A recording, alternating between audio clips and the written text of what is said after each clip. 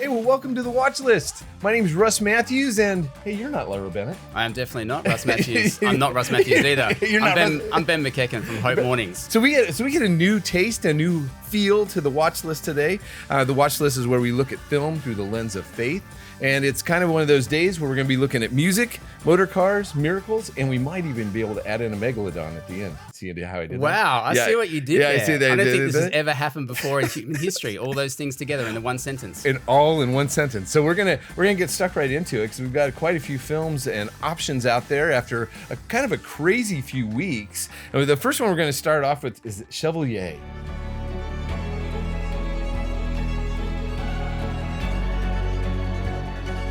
Take to the stage, you will be erased. There will be no new France. You cannot topple what has been ordained by God. Not everything's about who people.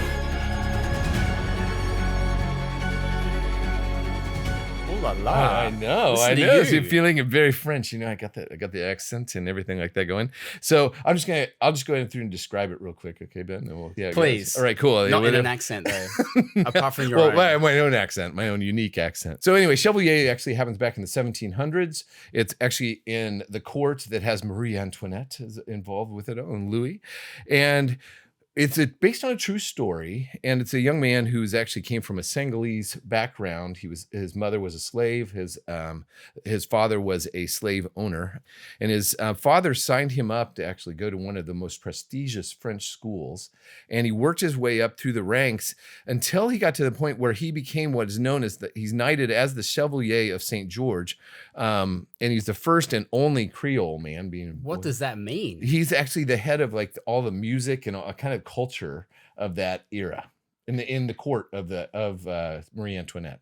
He got knighted as such. Yeah, he did. It's a big deal then. It was a huge deal. And it wasn't just because of his music, but it's also because of his archery prowess or fencing prowess. All the things. Yeah, it's all these things. He's a Renaissance man. He was so cool. He was definitely so cool.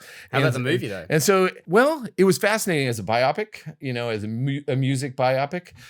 It was fascinating because it's not a story I've ever heard before. I've never really heard of this guy, and the reason is we really find out later is that pretty much all of his history was kind of wiped out of French history in so many ways because they didn't want to necessarily acknowledge that a Creole man had actually been in a position like that until documents were found later, and it kind of introduced who he was, and he was pretty much a Renaissance man of significance. Okay, so this is helping to rewrite some history that's been someone tried to erase.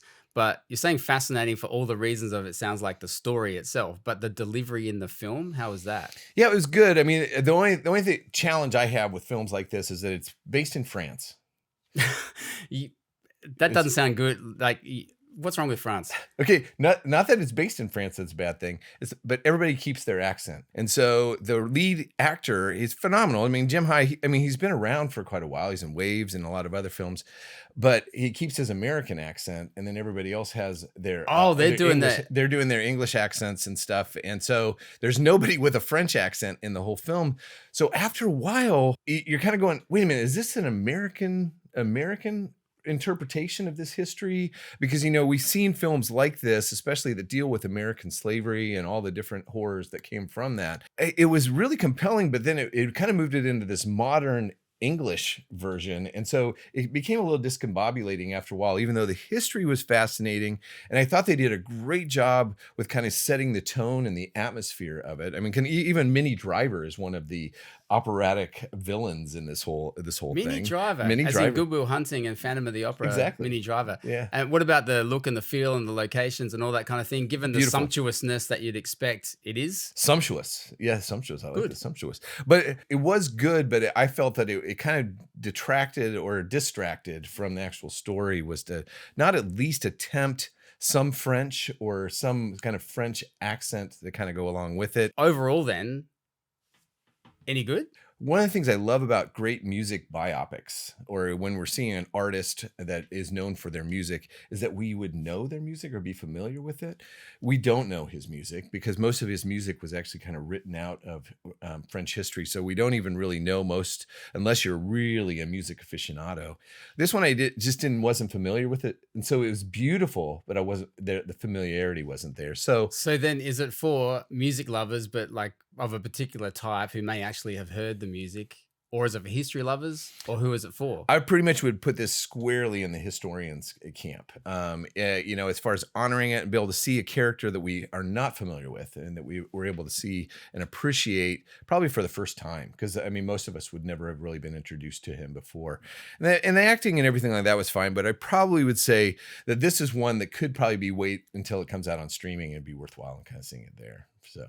Right. Yeah. It was that's a tepid okay. It was response. okay. Yeah. But I'm kind of curious though. I mean, because you've seen a few movies in your day. A few of them. Yeah. You love film and with throughout your career. Any great music biopics that you would kind of stand out to you? The guys that we look at, some great musicians that we've kind of loved over the years. Yeah, well, as you're talking about this, it reminds me of Shine, that great film by Scott Hicks about David Helfgott, the Australian pianist. Jeffrey Rush. But everything from Love and Mercy, that film about the Beach Boys. The Beach Boys, and with Brian Wilson, the front man. The Doors, on Oliver Stone's treatment of basically Jim Morrison's life in that. They're really crazy. I'm not there. I'm still not there, or I'm still here. What's that Bob Dylan? The Bob biopic Dylan one. called? Yeah, they had like the three different. It had Kate Blanchett and all of the different. So I think what I like Timothy about that kind Chalamet. of film is when it starts becoming more creative and even tries to depict different eras or different stages of the artist's life, or even the vibe or the impression of the artist,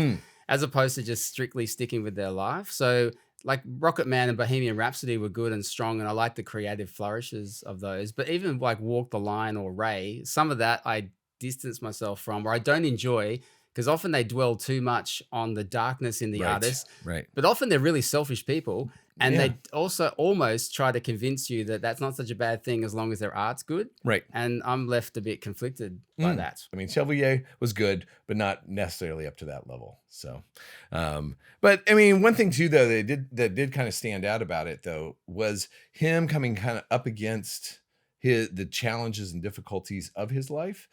The thing that really stood out that was different than, say, maybe some of the stories out of the United States or even out of England that of a very similar era and also similar ilk, was that many times those that were kind of suffering through during those times, especially in slavery, kind of went back to their faith, and their faith really kind of helped them through. For him, it was pretty much all him. It was just all about him and his skills and his abilities to be able to do that. And so I found that the God component really wasn't there as much as what you would necessarily see in many of the stories that we've seen. They're similar to this as far as those that come out of slavery. So yeah, it's an interesting one. So, all right. So Chevalier, we've moved from music to the Miracle Club. Why did you leave? Leave? I was banished, Eileen. I loved you, and you left. I'm glad you came home. Can you ever forgive me?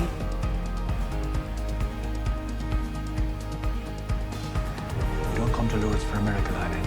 You come for the strength to go on when there is no miracle. You're still alive. Oh, just about. And there's always hope.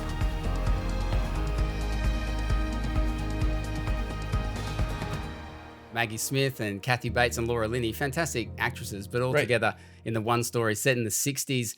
Starts out in Ireland and then moves to France. But it's a movie about women dealing particularly with their past. Just doesn't strike me as a movie that we're going to rush out to. However, a lot of it was very, very good. But the basic premise is this working class area in Ireland. And you have Maggie Smith as kind of like a bit of a matriarch in the area. And then there's a local talent contest for some reason where you get to win tickets to Lourdes, not the cricket ground in England, but Lourdes in France, like the really famous religious pilgrim site.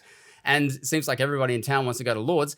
And so what happens in movies, tickets are handed out, they get on the bus and they go. And also on the bus is Chrissy, played by Laura Linney. And she's only just got back to town after 40 years of being away. So where's Chrissy been? Why? What happened beforehand? Plays out predominantly in the very picturesque, quite stunning location of Lourdes, which I hadn't really clapped eyes on before. I've heard about Lourdes, Right. but never actually seen it. Beautiful, stunning, it's gorgeous place. So it's a movie that raises a lot of stuff, really strong stuff, and also deals with it quite sensitively too. So word of warning, abortion and suicide turn up in the Miracle Club. But one of the strongest things about the film, I thought, was the subtlety in which it dealt with those things. And then almost, Russ, on the other side of that coin, I didn't like some of the subtlety because some of the dynamics in the relationships and the back history, particularly around Chrissy, why she left, what happened between her and Lily, her best friend, Kathy Bates, and Eileen, Maggie Smith, what happened between them all. A few times I wanted for more. I actually wanted to know more. And I felt like, given the tinderbox of issues that had been set up, I was a little bit disappointed they didn't explode more often. They do, but like there is so much to dive into here. I'm a little bit surprised you've now just left to go back to your room. And then the next scene, you're all together again, dealing with some other issue that's facing somebody else. Issue. Okay, because you going back to what you brought up, because I mean, it's beautiful. It's really a very special story about community in a way, and also what the detriment of what bitterness can actually cause and kind of tearing it apart, or a lack of forgiveness and all that. But with those all this great, because they also had Stephen Ray is also in this film, you know, so great actor. Having all of those great actresses and actor in the film, did it detract from it? I mean, did they all complement the film well? I thought they did beautifully. The only thing that detracted for me was particularly Kathy Bates' accent. Going back to accents, at least they try it on. At least, and Laura Linney, there's a reason why she doesn't have the Irish accent, but Kathy Bates for me was a little bit distracting. Although the Hope preview that we got to be part of, there was an Irish lady in the crowd, and thankfully she said, no, Kathy Bates' accent was actually all right. So don't listen to me about that. But I thought they did complement each other well. It did seem to me like a project where all those women wanted to work together. Right. And that's the reason the film got made. Apparently it's taken 20 years to get to screen. It's directed by a guy called Thaddeus O'Sullivan. Awesome Irish name, but a name you've not heard of. He's a bit of a journeyman, I think. I had a look through his IMDb, and he's mainly done TV work, a lot of it, and good stuff, but hasn't really made a feature. I found the film at that point then a little bit lacking in a director, as in it's more reliant upon the performances, and you almost know that these women are going to get this story through.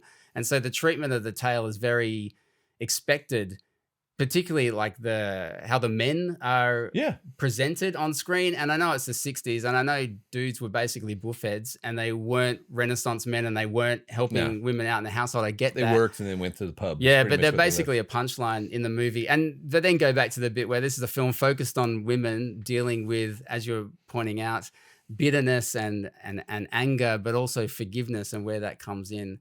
So all of those things, I think, come together quite well in this film. It's a pretty good example of a movie that my mum would rush out to see. Right. And my mum's got good taste. Well, the thing, I'm curious what your thoughts are, because it's called the Miracle Club.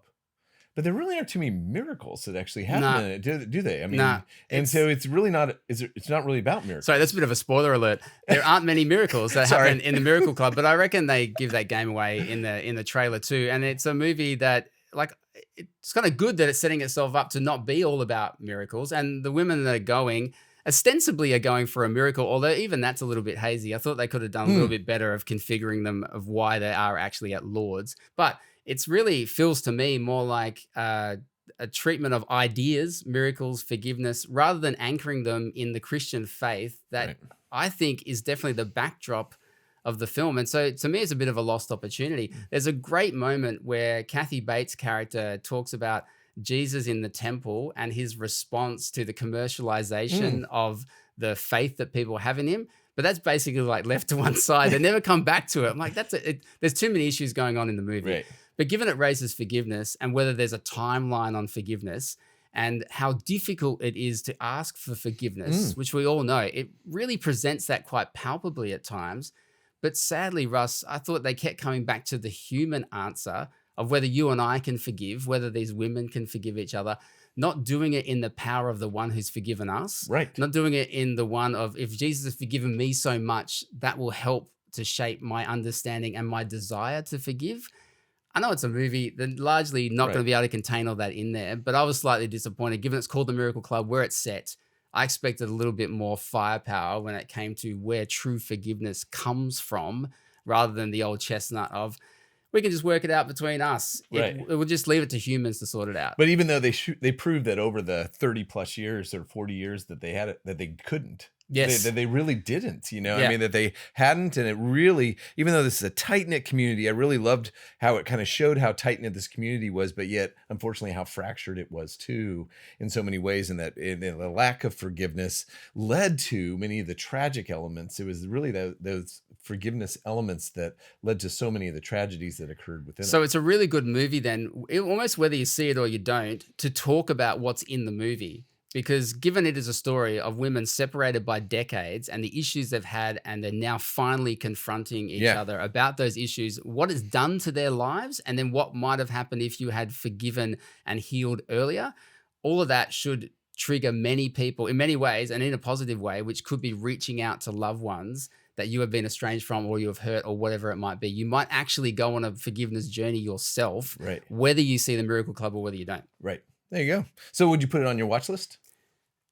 Yeah, more than your movie, more than I love your, more than your music pick. Like, it's more in contrast. And I think as you talk about the ideas and I think about the performances again, yes, I would. I think There you go. that it's a valuable story, well told, capably told, but it's more powerful when you actually unpick it and Sure. then try to see how it lands in your life. Yeah, definitely. I mean, I would put it on the watch list, but I definitely would kind of pick my shots of who I would recommend it to. Like That's you're where saying, comes it's from. like, Mom, you're gonna love this movie. It's Yeah. kind of where I kind of felt like it really landed for me. And no disrespect, my mum's got really good taste. So does my mom. So I'm like going, hey, there you go.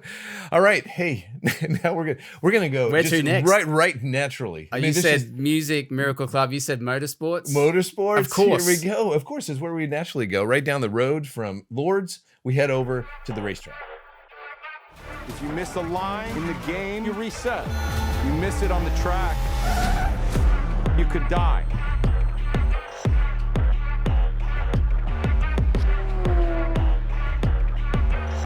I know this track. I've raced it 1,000 times. That's what I'm talking about. It's a true story. So what it is, it's a story about, if for those of you who are gaming fans, you would definitely know this. Gran Turismo is one of the greatest car racing simulation games of all time, many would say. And what it was is a contest that a young man named Jan Mardenborough, this young gamer, actually made history by winning a contest for Gran Turismo. And in so doing, he was kind of pushed towards being a part of this racing, actually being in a race car and actually going went from playing the game, the simulator, to actually behind the wheel of a real race car in a real live racing team. A real racing team, the GT Academy is actually what it was called. So they went, and it wasn't just him, it's from all over the world. They came, and then he actually went on to become a world-class racer, interestingly enough. And so this is kind of his story, kind of the setup of that. He was 19 years of age, riding his bicycle over to the local shop to be able to go through and play the game. But then eventually he finds himself behind the wheel of a major motor car and racing on the circuit around Europe.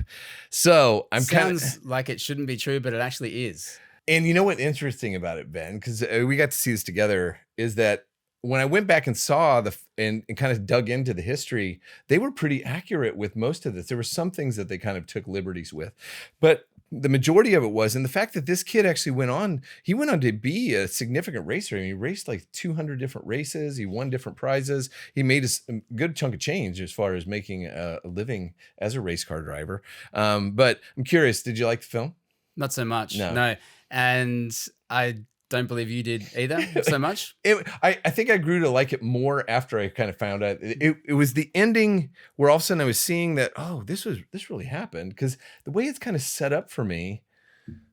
I'm watching, I'm going, okay, this is all seems very fantasy. Why, like how they're kind of doing it all. And I'm like as going, if this could actually happen. This really didn't happen. Come on. But then to kind of find out, no, actually it did. And it wasn't just him, but it was other racers. They were actually known as sim racers, even though there was kind of a movement against them in so many different ways. But I grew to like it a little bit more, but it wasn't one. I think it's one of those films that needs to be seen on the big screen though, because of the the racing itself. But even that aspect of it was pretty disappointing. Like, it's a movie about a kid or a young adult getting behind the wheel of a race car and then doing it for real after playing this simulated game. But the race footage, pretty bland, and it just does not rev you up the movie at any point. Nice, and you like that? Yeah, and very good. I thought for a film that does seem like it's going very true to what actually happened, they could have done with a bit more embellishment. Because if that young lad was as sort of middle of the road, like he was nice but not that interesting. No. So the movie's sort of nice but not that interesting, and nothing really happens. There is one moment of drama that's like skated over really, really quickly. Otherwise, it's basically a 12-year-old's version of, if I could go from a game to doing this for real life, what would it be like? And they've imagined it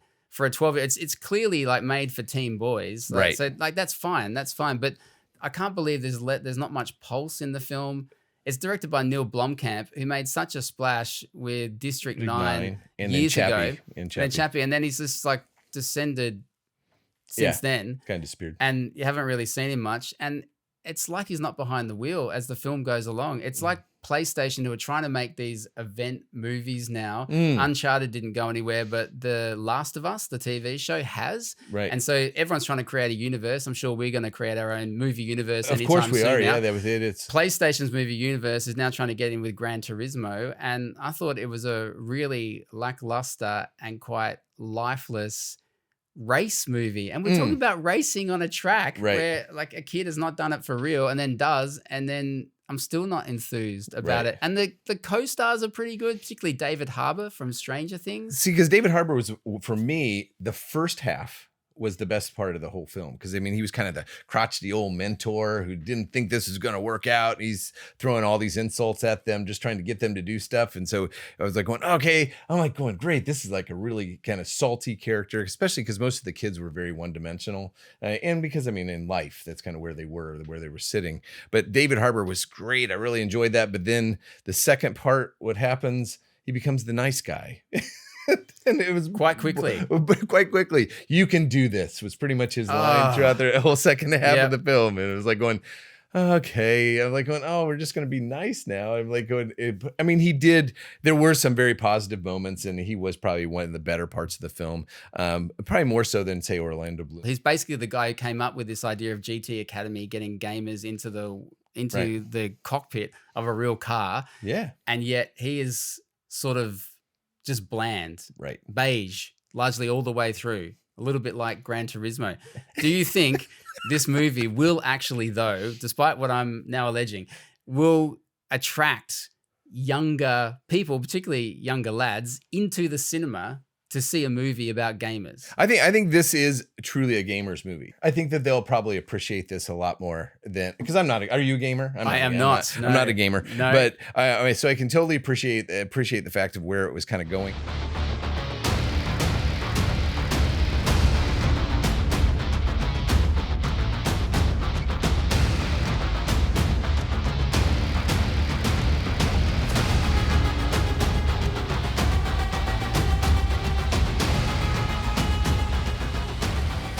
Meg 2, The Trench came out, and Megalodon. So is we this got your Megalodon? Megalodon thing. Right. Well, because the thing is, I don't like, this is really more of a monster movie than it was a shark movie. And so you're really dealing more with the Godzilla. I didn't see Meg 1. Will I be able to keep up with Meg 2? I think so. I don't think it's a problem whatsoever to be able to do it. I'm not even a big fan of it, but the one thing I did get a kick out of this is basically Jason Statham versus a shark. 3. 3 sharks? And they're not just sharks. They're dinosaur sharks. They're like massive sharks. They're megalodons. So I apologize. Dinosaur sharks. Yes. Dinosaur sharks. Yes. And an octopus. Why not? We'll add that in for a good measure. And, and of course, Jason Statham, he can take them all on. Man, that guy's great. And he knows his range. Well, and the thing is, and I like his whole haircut and beard arrangement. There you go. It's perfect. And but the thing is, I think that kind of finished this on is that the thing I appreciate about it, the movie knows what it is. It's very self-aware. And so they're just having fun. And I had people laughing behind me during the what should have been the horrific scenes, because they're just going, oh, this is so stupid. But yet some people really enjoy it. And it did. It was actually one of the top. It didn't knock Barbie off the top, but it definitely was up there this past weekend as far as being a big hit. And like many of the other movies we've discussed today, it's based on a true story. I don't think so. Oh. I don't think so. But, there's always the desire and hope that we'd be able to find and discover a megalodon. Be able to see that.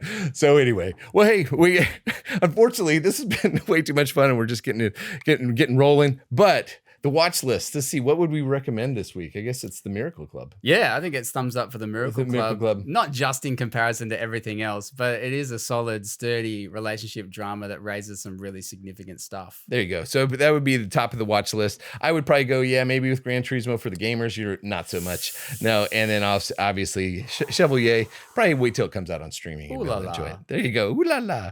Well, we come to a conclusion. Ben, it's been great having you along. I can't wait to do this again. Here. This is great. We get to do it again? We do get to do it again. Because Laura's away for longer. Yeah, I know. She's away for a little bit, so we're just kind of playing in the sandbox here. But make sure you subscribe wherever you subscribe to your podcast. Make sure you check out the YouTubes on the YouTube channel, and make sure you put in your comments. So we'd love to hear what you think of these films, especially Gran Turismo and also even Meg 2. What your thoughts of those are, and always make sure you check out all of our reviews at Hope 103.2 and Real Dialogue and online for more. So just so you know, make sure you grab your seat, grab some popcorn, and we'll see you next time at the Watch List.